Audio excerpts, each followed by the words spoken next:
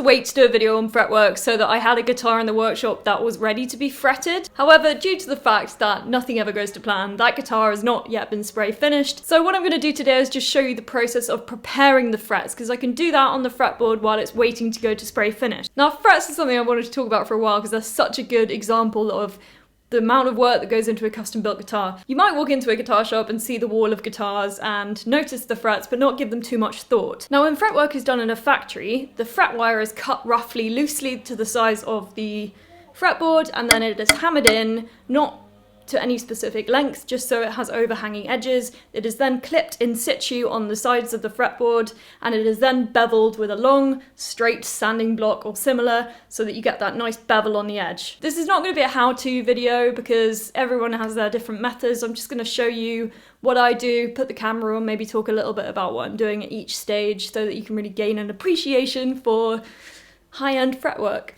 Now the frets that I make are called semi-hemispherical frets. The difference is semi-hemispherical frets are essentially semi-hemispheres, so they're half a circle and they're in a hemispherical shape. Now the way I achieve this is literally just by hand sculpting every single one, so that's, what is that maths wise, that's 21 frets times 2, so that's 42, so 42 times I have to sculpt per guitar each fret. And while you do get used to it, it's still a really, really intense process to undertake. I'm going to do fret number 3 because it has a nice circle there and we can see it located with my copper fret markers. So I'm going to start by putting my fret wire on there. It's currently still in coil form, but I'm going to do that, use my finger as a little length gauge and just snip that away from the guitar, if possible, because you never know where the fibres will get and whether they'll interfere with this beautiful woodwork here.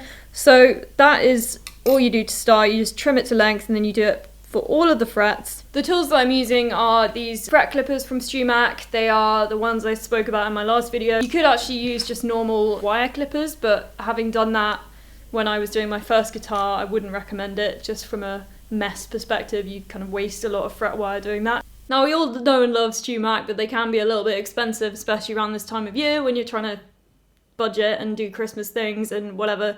So I had a chat with them and they very, very kindly agreed to do a little promotion for all of my viewers on the tools that I've used in this video. If you're looking for anything for yourself or a luthier that you know, or just somebody who loves tools. That will be running from the 8th of December to the 15th of December. I think I've got those dates right. So just visit the link in the bio if that would help. StewMac are really good and they do give me commission on everything that I use. I know a few of you were worrying that they didn't, but they do treat me very well for showing their merchandise and it's great. So yes, I will leave that link there and if that appeals, go for it. So once I've done that for all of them, I'm then gonna call up my friend, the trusty digital caliper. And what I'm gonna do is measure the exact width of the fretboard at the 3rd fret. Now what I'm going to do with that measurement is subtract 0.5 of a mil, so half a mil away from that, which should come in at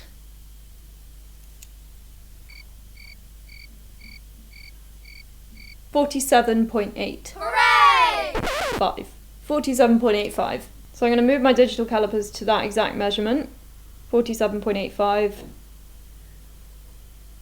Quite hard to get it dead on, but when you do, you can lock that off. And then I'm going to grind this down with a disc sander. You can do it by hand. I just use a disc sander now because it's a lot quicker. I'm going to grind this down until it sits perfectly within this caliper jaw. To the disc sander then.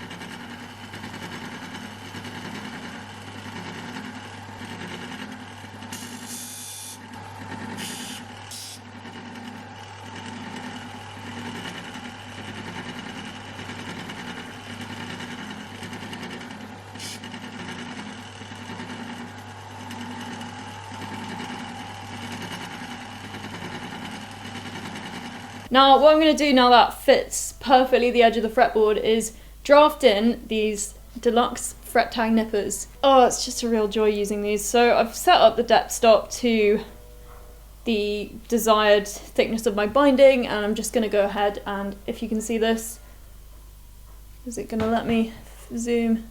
It's quite a weird lens, this one. All this does is remove material, whoa, big snap, from the fret like that. Can you see that?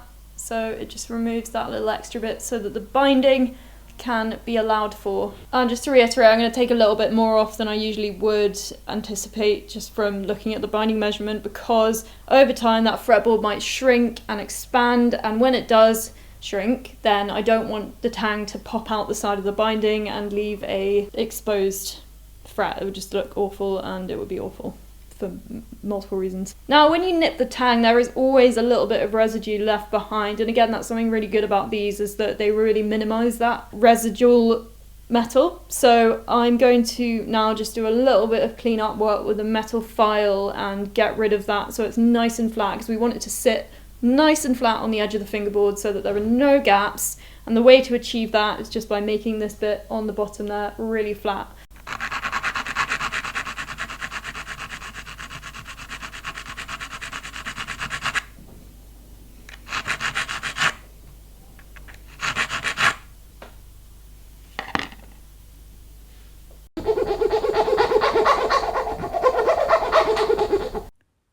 The sound cut out here, so hello everybody. Essentially what I'm doing here is creating the round you see on the end, and I'm really simply doing that with a file which is the exact correct shape for the shape that I'm trying to achieve. Now, as you can see, the top of this is now really beautifully round in that semi-hemispherical shape. It is still a bit rough though, so what we're going to do is put some really fine grit sandpaper in the crevice of this file that I've been using and just smooth that all out, and then go in with Autosol matte polish, which will finish the job really nicely and make it super shiny. Because I think one of the most important things when you open up a new guitar case to see your new instrument is the shine of the frets coming back at you, and we're not going to be able to polish the ends very well when it's actually on the instrument installed. So what we're going to do is do that now, and then we can polish the tops when the crowning stage has been done later on in the fretwork process. To be honest, I'm actually just going to do it freehand because we're taking off such minimal material here. It's just polishing, so it's easier than trying to cram it into the file. And then finally, this is the really fun bit, getting the Autosol involved. I'm going to grab a bit of tissue or a cloth would be fine. Squeeze a little bit on there. Shine on, you crazy diamond. Oh, I love this bit so much. So satisfying. Guitar making gives you quite a lot of professions all at once, and fretwork is one that makes you really feel like you're a fabulous jeweller or metalworker. And this is what they're going to look like in situ, so if you will, imagine the whole fretboard plus spray finish, and this is the kind of effect that you get.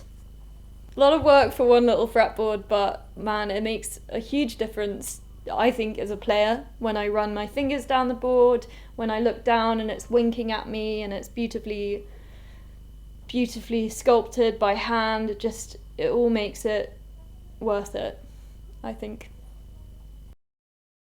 Thank you so much for watching this video. I can't wait to see the guitar back from the spray finisher. Then I can install the frets, and again, as I promised, I will let you into that process when it comes, because it would only be fair. I will be popping into your feeds at some point over the next few days, so stay tuned for that. Hit that subscribe button, hit that notification button so you don't miss anything, and I will see you next time. Thanks!